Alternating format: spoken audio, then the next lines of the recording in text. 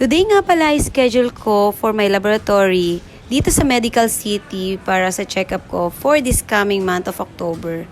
And heto nga pala yung new clinic nila dito sa Market.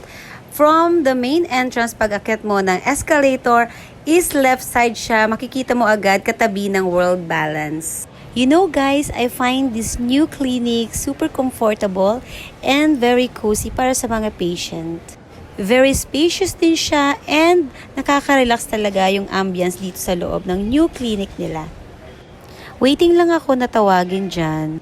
So, it's my turn na nga going to the laboratory para kuhaan ako ng dugo for my thyroid test. Since it's been 3 months na nga from my last blood test, medyo kinakabahan ako dyan. Pero syempre, hindi natin pinahalata. At heto na nga, it's my turn na in a few seconds. Nakaka-happy lang kasi walang kapila-pila today sa laboratory.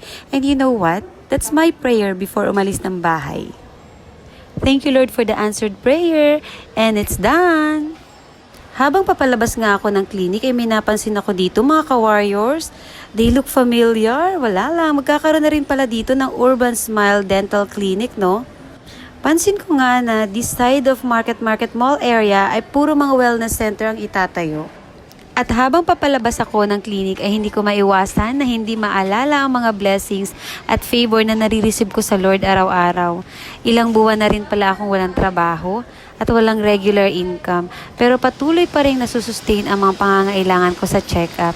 Dahil nga sa health condition ko na kailangan pa rin i-monitor at sa ilan na lamang ng mga gamot na kailangan ko pa rin i-maintain. Heto nga at pauwi na ako dyan ng mga bandang alas 10 na ng umaga niyan. Sabi ko nga sa anak ko bago ako umalis ng bahay na madali lang ako sa palaboratory ko at siguradong aabutan ko pa siya sa bahay. Salamat sa Lord na talagang natupad yung sinabi ko na madali lang ako at makakauwi din na maaga. Isa sa mga privilege at kasiyahan ng isang ina ay maasikaso mo nga ang anak mo bago pumasok sa eskwela at masiguradong kumpleto ang gamit niya at safe sa pagpasok. Simula nga nung na-home base ng work ko, ay nasanay na rin kami ng anak ko sa ganong setup. Gustong gusto niya na aside sa kasama ako ay iba talaga ang pakiramdam nila pag nanay ang nag-aasikaso sa kanila. They really feel complete and satisfied. Sabi niya nga sa akin na sana daw ay work from home na lang ako permanently. Sabi ko nga ay mag-pray ka anak at walang imposible sa Lord. O siya, yun lang for today's video. Thank you sa panonood. God bless. Bye!